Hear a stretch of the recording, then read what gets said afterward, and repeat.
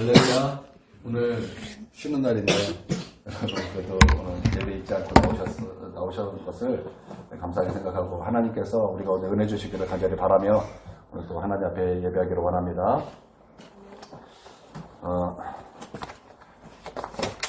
95편은 우리 하나님의 초청이었습니다. 오라 이렇게 하나님께서 초청하심으로 예배 가운데 하나님께서 초청하시는 그 말씀이라면 시편 96편은 이제 교회 밖에서 예배, 시편 95편은 교회 안에서 예배, 시편 96편은 교회 밖에서 예배를 말씀하는 것입니다. 그러니까 삶의 현장에서 예배를 말씀하는 것입니다. 오늘 말씀 가운데 이제 뭐 만국, 모든 나라, 만민 이런 말씀이 나와요. 그것은 이제 교회 밖에거든요. 그렇기 때문에 교회 밖에서 어떻게 하나님을 우리가 예배할 수 있나 그것을 말씀하고 있는 것입니다. 그러니까 이 말씀은요, 우리가 너무나 잘 알고 있는 로마서 12장 1절에 있는 그 말씀과 같은 개념입니다. 우리 로마서 12장 1절을 한번 좀 찾아서 읽어보도록 하겠습니다. 로마서 12장 1절 말씀입니다.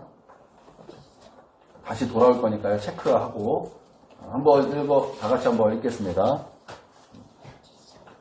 로마서 12장 1절 말씀입니다. 함께 있습니다. 시작. 그러므로 형제들아, 내가 하나님의 모든 자비하심으로 너희를 권하노니 너희 몸을 하나님이 기뻐하시는 거룩한 산제물로 드리라. 이는 너희가 드릴 영적 예배니라. 아멘. 그러니까 교회 안에서뿐만 아니라 교회 밖에서 우리의 삶의 현장에서 드릴 영적 예배가 있다. 오늘 그것을 말씀하고 있는 것입니다. 교회에서 미사일을 쏩니다. 그러면 그 미사일은 어디서 터져야 되는 것입니까? 교회 안에서 터지는 것이 아니에요. 미사일을 쏜 데서 터지는 것이 아닙니다. 교회에서 미사일을 쐈다면 어디서 이 미사일이 터져야 되는 것입니까? 우리의 삶의 현장에서 이 미사일이 터져야만 한다라는 것입니다. 그렇기 때문에 여기서 예배 가운데 능력받고 우리가 어디서 힘있게 살아야 되고 어디서 승리가 있어야 된다는 것입니까? 삶의 현장 가운데 승리가 있어야 될 것이고 삶의 현장 가운데 예수 그리스도의 증인됨이 있어야 될 것이고 삶의 현장 가운데 하나님께 드릴 영적 예배가 있어야 된다라는 것입니다. 우리가 교회 안에서는 거룩한 신자입니다. 교회 안에서는 하나님 앞에 부르심 받는 정말 복된 성도의 모습입니다. 근데 교회 밖에 나갔을 때 우리의 모습은 어떻습니까? 여러분, 우리 교회 밖에서도 역시 교회 안에서 마찬가지로 하나님께서 부르신 거룩한 성도가 되어야 한다라는 것입니다. 여러분, 교회에서만 성도가 아니라 교회 밖에서도 여러분 하나님의 거룩한 성도들이 되어야 할 줄 믿습니다. 예수 그리스도의 증인이 되어야 된다라는 것입니다. 교회 안에서는 거룩한 예수 그리스도의 증인이에요. 그래서 여기서는 아멘이 있고 여기서는 승리가 있고 여기에 영광이 있고 여기에 능력이 있습니다. 그런데 여기 교회 안에서만 묻고 있으면 안 된다라는 거예요. 불발탄이에요, 불발탄. 여러분, 이 받은 능력, 받은 은혜를 가지고 어디로 나가야 되는 것입니까? 삶의 현장에서 드릴 영적 예배로 나아가야 한다는 것입니다. 오늘 말씀은 그것을 우리가 오늘 말씀하고 있는 것입니다. 그래서 어떤 분은 축도를 받고 나가는 순간부터 진정한 예배다, 이렇게 말씀하는 분도 참 많이 있는 것입니다. 시편 96편은요, 다윗의 시입니다. 그래서 역대상 16장 8절에서 36절까지 중에서 이 가운데 토막 23절에서 33절까지 시편 6편과 내용이 똑같습니다. 똑같아요. 오베데돔 집에서 이제 언약궤가 다윗성으로 이제 오죠. 이제 예루살렘으로 이제 가져옵니다. 그때 다윗이 바지가 벗겨지는지도 모르고 팬티가 벗겨지는지도 모르고 아마 춤을 춥니다. 하나님을 예배하고 하나님 앞에 춤을 추고 기뻐합니다. 그때 미갈이 막 흉을 보죠. 여러분, 그때 다윗이 지은 시가 오늘 말씀이라는 거예요. 오늘 말씀.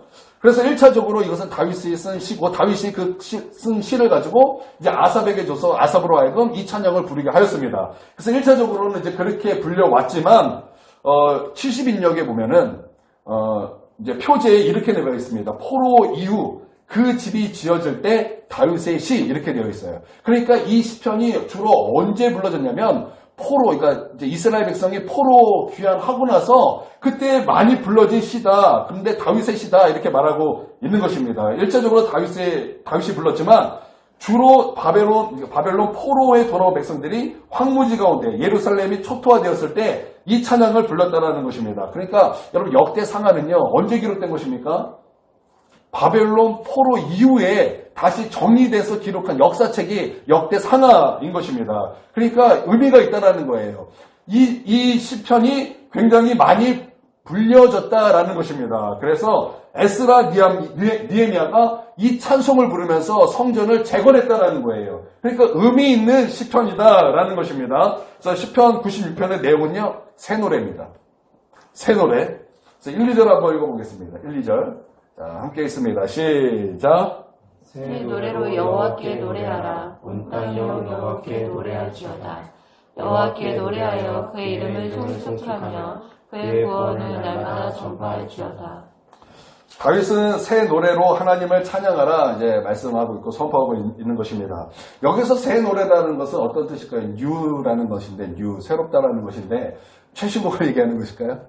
최신곡? 뉴, 새로운 최신곡. 예, 그럴 수도 있습니다. 우리 하나님을 찬송할 때, 우리 하나님 날마다 새로운 분이실 때, 그 날마다 새로우신 분을 우리가 날마다 새로운 노래로 하나님을 찬송하는 거, 여러분 하나님 기뻐하십니다. 그래서 그런 의미가 있는 것입니다. 그런데 그런 의미만 있는 것이 아니에요. 제가 이것을 주석으로 찾아봤더니 여기는 세 가지 해석이 있다 이렇게 말을 하고 있습니다. 첫 번째는 그 음악 분야에서 이제 탁월한 재능을 지닌 자가 새로운 곡으로 지어서 하나님께 올려드리는 찬송이다. 그러니까 뉴의 말 그대로 이제 새 노래입니다.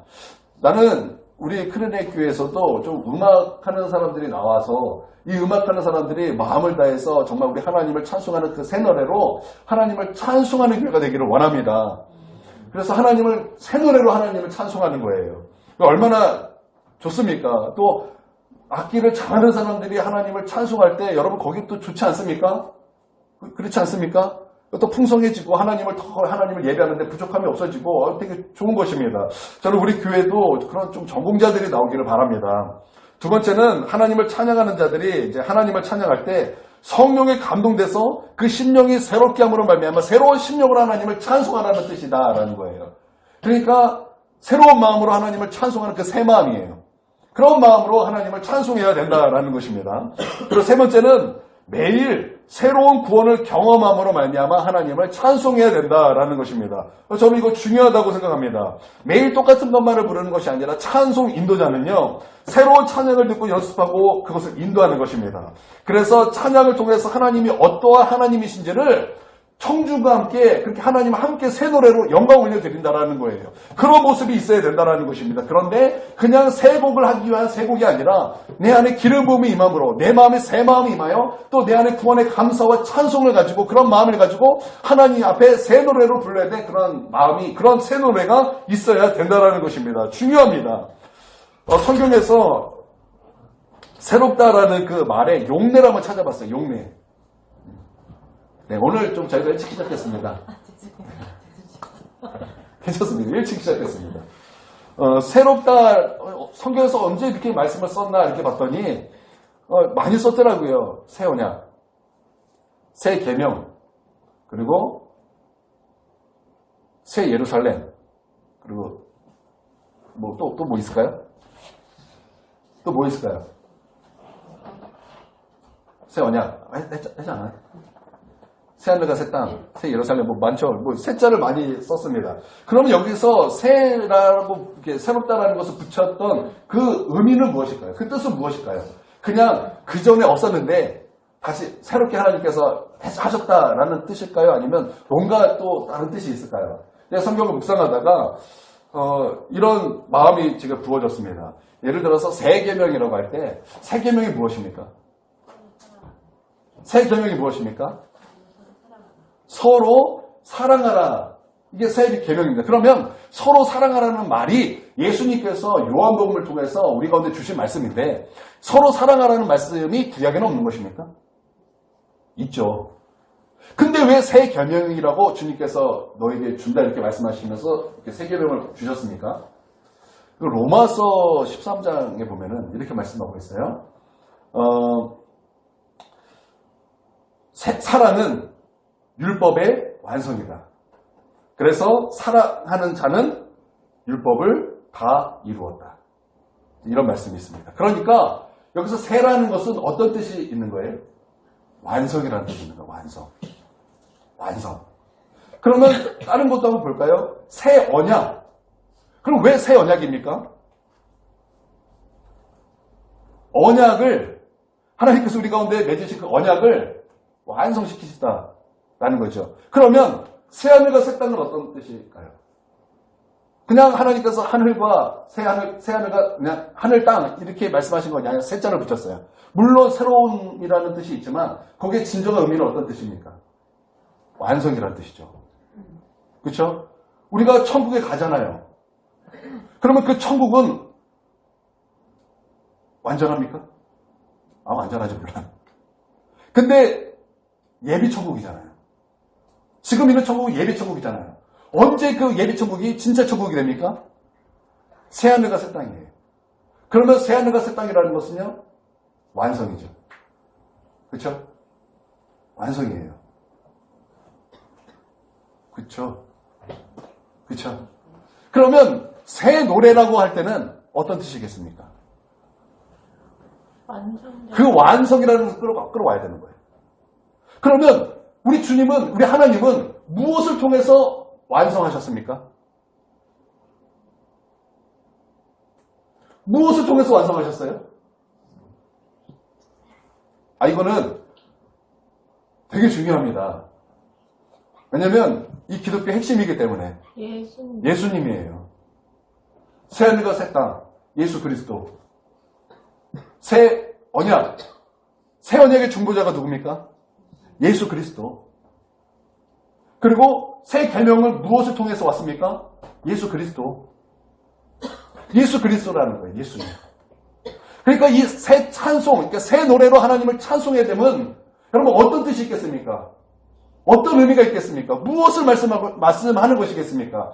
하나님을 찬송할 때 새 노래로 찬양해야 되는데, 맞아요. 정말 새 노래로 찬양해야 되는데, 여러분 우리가 노래해야 될 그 내용은 무엇이냐? 구원이 돼야 된다는 거예요.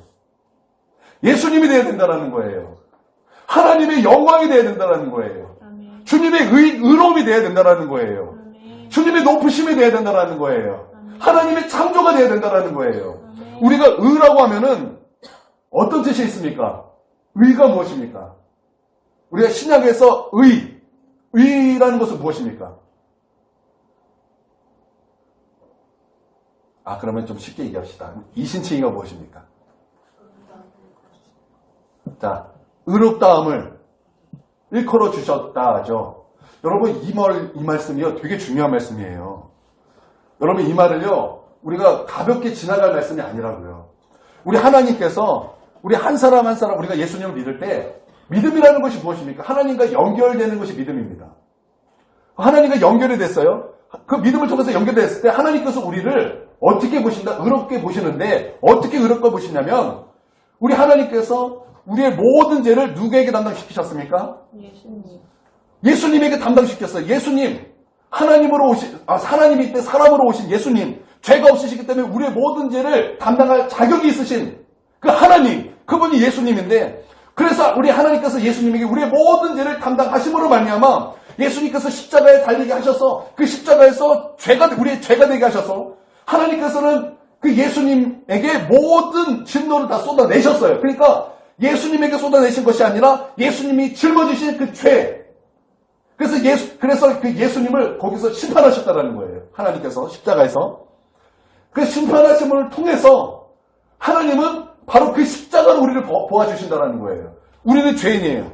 의인은 없나니 하나도 없어요. 근데 우리가 예수님을 믿음으로 말미암아 하나님께서는 우리를 의롭다 이끌어 주셨는데 의롭다 이끌어 주셨다는 것은 그 십자가의 눈으로 우리를 보아주신다는데 그냥 십자가의 그냥 내가 너 십자가로 눈으로 봤어가 아니라 내가 십자가에서 너희 죄를 예수님에게 담당하심으로 그 십자가에서 예수님을 심판했어. 그 눈으로 보신다는 거예요. 그렇기 때문에 그 죄는 어떻게 된 거예요? 예수님 안에서 문제가 해결된 거예요. 그래서 우리가 어떻게 된 거예요? 하나님 앞에 점과 흠이 하나도 없는 그런 모습이다라고 일컬어 주셨다는 이게 이신칭이에요. 이게 이신칭이에요. 그렇죠? 그런데 의는 구원입니까? 창조입니까?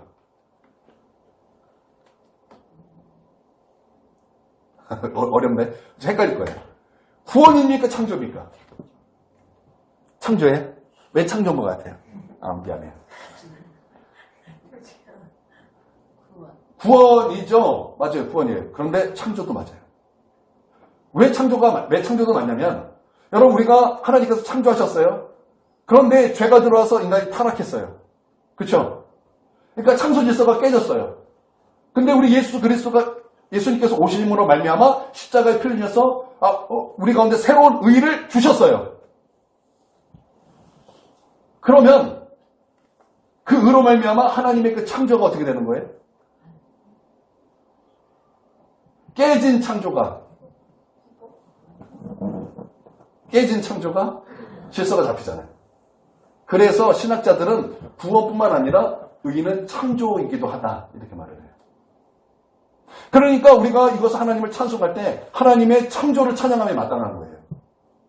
그래서 여러분 우리가 하나님의 그 창조를 찬양할 때 여러분 우리 마음속에 막 떨림이 있지 않습니까? 울림이 있지 않습니까? 여러분 거기서 하나님의 영광을 우리가 보지 않습니까?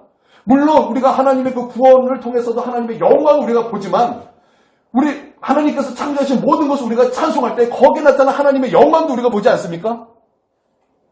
그래서 우리가 하나님과 깊은 교제 가운데 있는 사람도 하나님께서 창조하신 그 산을 볼 때마다, 바다를 볼 때마다, 그런 자연을 볼 때마다 그곳에 역사하는, 그곳에 깃들어 있는 하나님의 영광을 발견하고 그 하나님의 영광을 찬송함이 있지 않습니까? 빨리 얘기 좀 해보세요. 그렇지 않습니까? 그렇기 때문에 여러분 우리가 하나님을 찬송함이 새 노래 맞아요. 그 내용이어야 돼요. 창조가 여러분 그 새 노래의 내용이 되어야 된다는 거예요.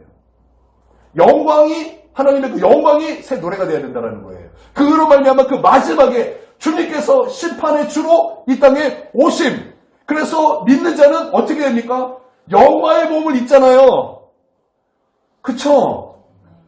그래서 예수님께서 마태복음 변화산에서 제자 3명만 데려가셨지만 그곳에서 호련히 변화된 모습을 통해서 무엇을 보여주셨습니까? 부활의 몸을 보여주실 뿐만 아니라 영광을 보여주셨잖아요. 그렇죠? 그래서 영광이 그 내용이 돼야 된다는 거예요. 창조, 구원, 영광, 예수 그리스도, 우리 주 성령님, 아버지 하나님의 그 이름, 여러분 그 새 찬송으로 우리 하나님을 높여드려야 된다는 거예요. 그러니까 다윗은요, 그냥 찬송을 그냥 했던 것만 주구장창 해라. 그거 아니에요. 이런 내용으로 가득하여 너희가 새 마음을 가지고 새 노래를 가지고 그렇게 하나님을 예배해야만 한다. 왜냐하면 우리 하나님은 날마다 새로운 분이시기 때문에 아침마다 새로우신 분이시기 때문에 그 이름에 합당한 영광을 올려드려야 된다. 오늘 말씀이 있잖아요. 그 이름에 합당한 영광을 올려드려야 된다. 그렇게 우리 가운데 말씀하고 있다는 거예요. 그러니까 우리가 하나님을 찬송함에 있어서 그냥 오늘 내일 똑같이 그냥 매주 똑같이 교회 나와서 시간이 됐기 때문에 하는 찬송이 아니라 정말 새 노래로 내 마음이 오늘 하나님께서 나를 구원하셨다는 그 놀라운 은혜를 가지고 그 구원을 다시 한번 내가 경험함을 통해서 감격함을 통해서 하나님을 예배하며 성령의 기름 부음을 통해서 내 마음이 새로워져서 그렇게 그 새로운 마음으로 하나님 앞에 나아가 찬송함으로 우리 하나님의 이름을 합당한 그 영광을 올려드려야만 한다라는 것입니다. 할렐루야. 아멘. 왜냐하면 여러분 그것이 성도의 모습이고 여러분 천국에서도 지금 그렇게 하나님을 영화롭게 하고 있다는 거예요. 여러분 그런 모습으로 우리 하나님을 새 노래로 찬양해야 된다는 것입니다. 할렐루야. 아멘. 말씀을 한번 살펴볼까요? 진짜 그런가 안 그런가 한번 살펴봅시다. 우리가 좀 살펴볼 필요가 있죠. 1절에 보십시오. 1절에 새 노래로 그랬어요. 그쵸? 새 노래로 여호와께 노래한다 그래서 2절 보십시오. 2절에 어떤 말씀이 있습니까? 구원이 있죠. 구원이 있죠. 3절에 무엇이 있습니까? 영광이 있죠. 4절에 보십시오. 위대하심과 지극히 크심, 모든 심보다 경외함이 있죠. 5절에 보십시오. 무엇이 있습니까? 모든 신은 우상들이지만 하나님이야말로 창조주 하나님이시다라는 거예요. 6절을 보십시오. 존귀와 위엄이 그의 앞에 있으며 능력과 아름다움이 그의 성소에 있다. 그렇죠? 7절을 보십시오. 영광과 능력을 여호와께 돌릴지어다. 여호와께 돌릴지어다. 8절. 그의 이름에 합당한 영광을 그에게 돌릴지어다. 예물을 두고 그의 궁정에 들어갈지어다. 9절. 아름답고 거룩한 곳으로 여호와께 예배할지어다. 온 땅이 그 앞에 떨지어다. 10절. 심판의 주로. 11절. 하나님은 기뻐하고 땅은 즐거워하며 바다와 거기 충만한 것이 외치고 12절 밭과 그 가운데 있는 모든 것을 즐거워할지어다. 그때 숲의 모든 나무들이 여호와 앞에서 즐거이 노래하리다. 13절 심판의 주로서 오실 메시아를 오실 예수님을 찬송하고 있는 거예요. 그러니까 새 노래가 맞죠? 네. 맞죠? 그 내용이 이런 내용이잖아요. 그렇죠? 구원과 하나님의 영광과 하나님의 창조와 하나님의 의와 그 영광 그리스도 여러분 그 내용으로 찬송을 채우며 여러분 그것이 우리 가운데 새 노래가 되어서 우리 하나님 앞에 새 노래로 영광 올려드려야 될 줄 믿습니다. 아멘. 그러고 보면 진짜 다윗은 정말 대단한 것 같지 않습니까? 대단한 것 같지 않습니까? 아니 어떻게 그 왕이잖아요. 왕이 뭐가 부족함이 있겠습니까? 여러분 돈 많은 사람이 기도하는 거 보신 적 있으세요? 권력자가 기도하는 거 보신 적 있어요? 저는요 그 이명박 대통령 감옥에 들어갔다 나왔잖아요. 그렇죠? 그게 뭐 정치적인 이유가 있다 할지라도 저는 여기 하나님의 뜻이 있다고 저는 믿어요. 왜냐면 그렇게 큰 권력을 가졌던 사람이 과연 하나님 앞에 겸손하게 기도하는 모습이 과연 있을까요? 저는 거의 없다고 생각합니다. 아예 없진 않죠. 근데 거의 없다고 생각해요. 왜냐하면 그런 큰 권력은요 항상 우리에게 큰 유혹이 돼요. 힘은 우리가 항상 유혹이 돼. 그런데 이명박 대통령이 감옥에 갔을 때 사람들이 어떤 사람에게 편지를 이렇게 쓴 것을 많이 올렸어요. 근데 그때 이명박 대통령이 편지에다가 마지막에 똑같이 이렇게 이런 말을 썼던 것을 제가 확인한 거. 기도하며 지내고 있습니다. 기도하며 지내고 있습니다. 그가 만약에 감옥이 아니었다면 그 삶에서 기도하고 지내고 있습니다라는 말을 할 수 있었을까요? 그렇죠? 없었을 거예요. 아니 그런데 하물며 왕 중에 왕이 다윗은 왕 중에 왕이잖아요. 예수 그리스도의 예표가 돼서 왕 중에 왕, 만왕의 왕이잖아요. 이런 사람이 과연 하나님 앞에 자기 왕됨을 자랑하지 않고 하나님 나는 아무것도 아닙니다. 하나님이 진정한 왕이십니다. 대단하지 않습니까? 그 겸손함, 그 하나님을 향한 사랑과 그 하나님을 향한 그 사모함과 주의 성전을 향한 그 애타는 마음 정말 담고 싶지 않습니까? 그렇지 않으세요? 그렇죠. 그래야죠. 제가 시편 1편을 우리가 시작할 때 시편 1편을 통해서 이 시편의 목적이 있다고 말씀을 드렸어요. 그게 뭐냐면 이 시편을 통해서 누구처럼 되라? 다윗처럼 되라는 거예요. 다윗처럼 되라.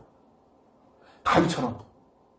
그는 왕이지만 자신이 왕인 것을 그렇게 인식하면서 살지 않았어요. 그 사람은. 그 사람은? 다윗은. 그의 시선은 항상 하나님께 있었어요. 물론 그가 몇 번은 넘어졌지만 그럼에도 불구하고 그는 다시 그 시선을 하나님께 고정시켰어요.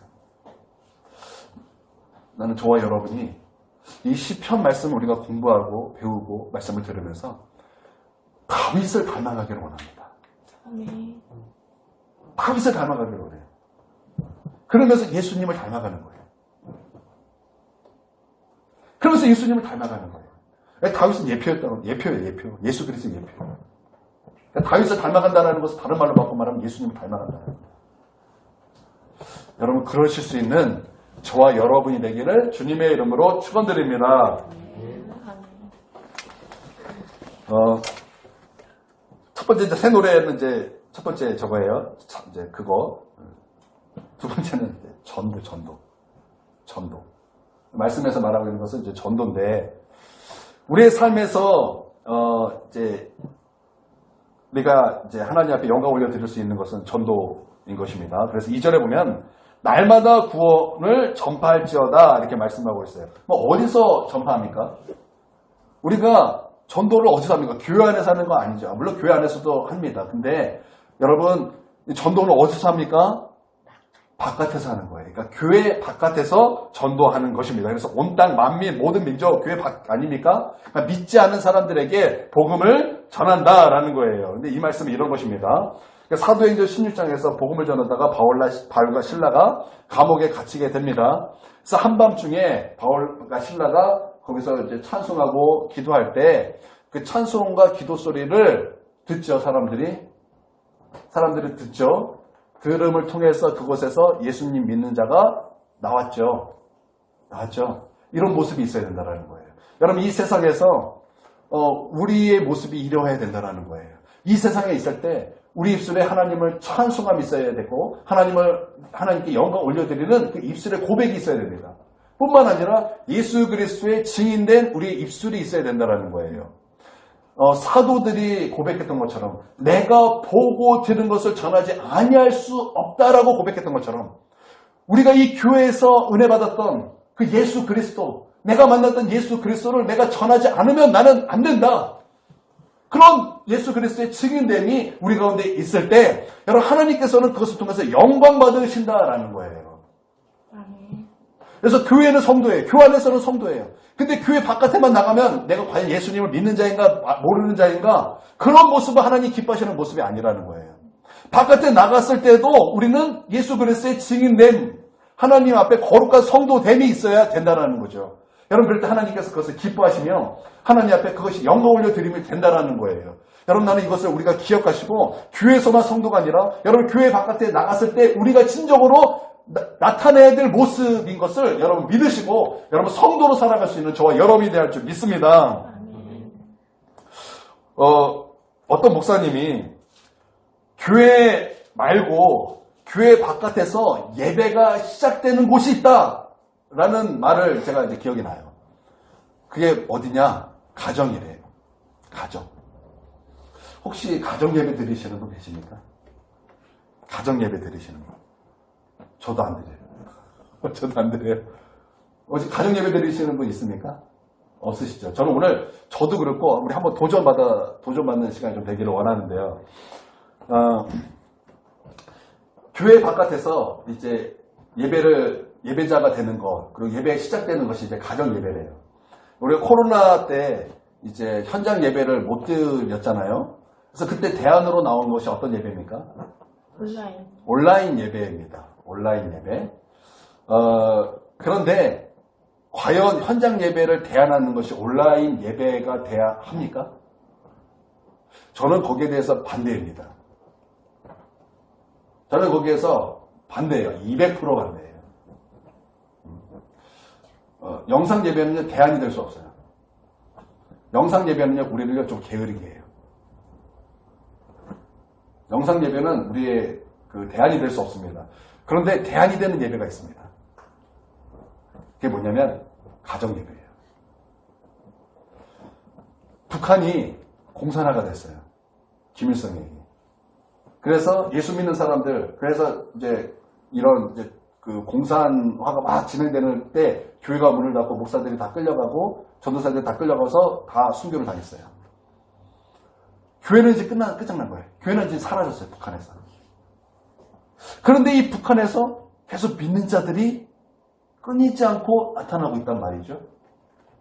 왜 북한에서 교회가 사라졌음에도 불구하고 왜 믿는 자가 끊임없이 지금도 일어나고 있는가? 여러분 왜 그런지 아십니까? 교회가 끊어졌어요. 무너졌어요. 대안이 영상 예배가 아니었어요. 그때 대안이 무엇이었습니까? 가정이에요. 가정 예배. 그래서 그 가정 예배를 통해서 지금도 믿음이 흘러가고 있고 유지되고 있고 여전히 예수 그리스도의 은혜가 지금도 북한에 지금도 여전히 살아있는 거예요. 그럼 중국은 어떻습니까? 중국이 문화대혁명 때 마오쩌둥이 교회를 다 죽여버리겠다 그래서 교회를 다 부질러버렸어요. 다 문을 닫게 했어요. 그러면 마오쩌둥의 생각 이제 교회는 끝났다 생각했어요. 근데 여러분 여기 하나님의 블랙 코미디가 있어요.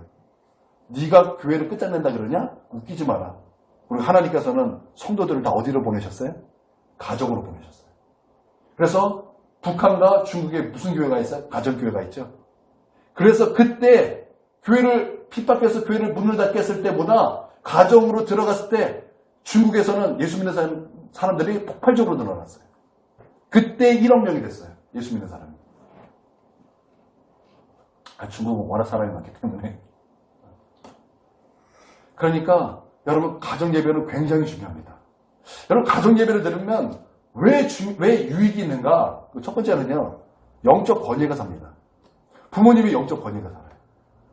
여러분 요즘에는요. 포스트 모더니즘 시대예요. 포스트 모더니즘의 특징은 해체주의예요. 그래서 포스트 모더니즘이 들어가면요. 해체 현상이 일어나는데요. 교회에 포스트 모더니즘이 들어가면 권위가 깨집니다. 목회자의 권위가 깨져요. 가정에 들어가면 아버지의 권위가 깨져요.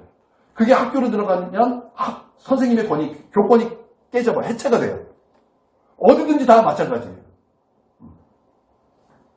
그런데 예배는요. 무엇을 회복해요? 권위를 회복해요. 예전에 우리 클리닉 교회가 개척하고 나서 아이들을 막 전도해서 막 예배를 드렸는데 21일 부흥회를 했어요. 21일 부흥회. 그때 우리 교회 성도도 아무도 없었어요. 맞죠? 근데 9명 왔어요. 9명이 21일 동안 열심히 예배 드렸어요. 그때 왔던 아이들 중에서 보통은 이제 되게 버릇없는 아이들이었어요. 애들이 교회를 이곳저곳 많이 다녀가지고 교회를 잘 알아요. 그래서 교회에서 무엇을 싫어하는지, 어떤 말을 두려워하는지를 너무나 잘 알아요. 그래서 자기 마음에 안 들면 나 이러면 교회 안 다녀요. 이렇게 협박을 해요. 이렇게. 그렇게 버릇없음이 있는 그 아이들이 21일 그래서 목회자의 권위가 없어요. 근데 그런 예배를 통해서 무엇이 회복됐냐? 목회자의 권위가 회복됐어요. 그 아이들 안에서 목회자의 권위가 회복되더라고요. 여러분 이것이 가정에서 예배를 드린다? 그러면 가정에서 부모의 권위가 살아납니다. 여러분 우리의 문제는 무엇입니까? 부모의 권위를 인정하지 않는 자녀의 모습이에요.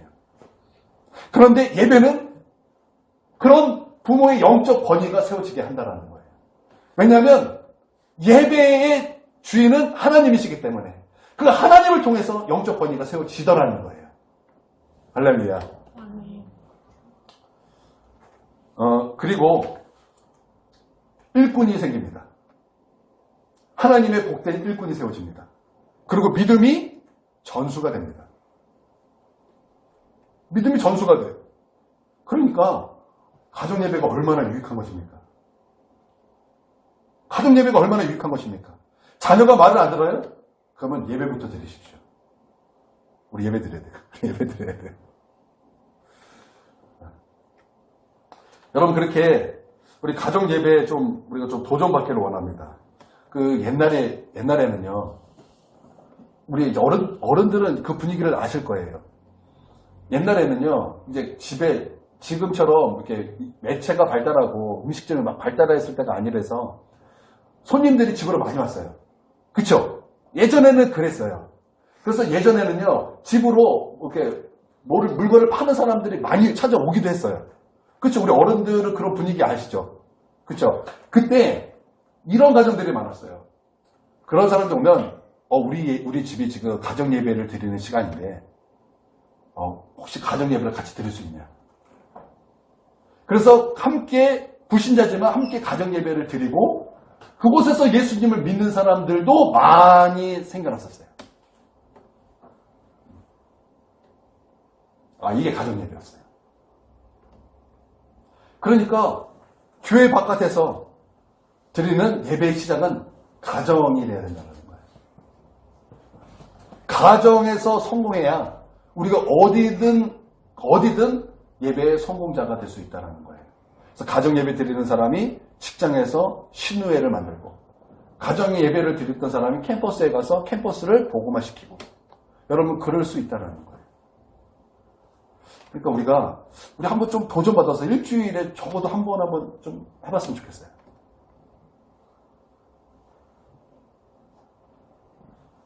어떻게 하실 수 있으시겠어요? 그러면 우리 이렇게 해봅시다. 우리가 예배 드렸으니까 아멘 했으니까 우리 순종을 해야 되잖아요. 그럼 우리 다음 주 월요일 날 가정 예배 한번 드려봅시다. 어디 갔어? 집에서죠. 집에서. 어떻게 해보시겠습니까? 다음 주 월요일 날. 식사 약속 잡혔는데요. 인간이죠. 가족 예배 한번 드려보는 거예요. 영적 가정이 그냥 철판 닦아는 거예요. 민망하니까. 그래도 한번 예배 드려보자. 여기 누가 할 거예요? 권사님이 하세요. 아멘. 전도사님이지만 딸이니까 권사님이다. 아멘. 인증샷. 우리 인증샷 다 보내세요. 아멘. 오 권사님은 저기 권사님이랑 같이 하시고 예은이네 집으로 가세요. 가서 예배 드리세요. 한번 하시죠. 월요일 날. 우리도 한번 합시다. 누가 할까요? 우리 할머니가 합시다. 우리는 할머니가. 전기사님도 하세요. 네 썼나요? 안 아직, 썼나요? 아직. 빨리 쓰세요. 네. 웃음. 우리 월요일로 한번 그렇게 해봅시다. 가정 예배. 엄마 약속 있다고? 저런. 비밀이 없어요. 우리 한번 해봅시다. 그래서 사진 찍어서 우리 단체톡에 올리고, 만약에 이거 안 했을 때, 우리 안 했을 때도 뭔가 있어야죠. 안 했을 때 어떻게 할까요? 벌금 말고 어떻게 할까요? 이거 안 올리면은 우리 청소하는 날 있잖아요. 우리 청소하는 날 짜파게티 먹을 거거든요. 탕수육 속에. 탕수육 쏘시려고 예배를 안 드리시면은 괜찮습니다. 이렇게 다 하시겠죠? 하시겠죠? 비쌉니다. 탕수육 비싸니까 꼭 하셔야 돼요. 이거 좀 너무하니까 아이스크림 소리 합시다. 이거 월요일날 올리시기입니다. 별거 다 시키죠. 네, 우리가 예배 마치도록 하겠습니다. 우리 10분 정도, 5분에서 10분 정도 우리 하나님 앞에 기도하도록 하겠습니다. 기도하겠습니다.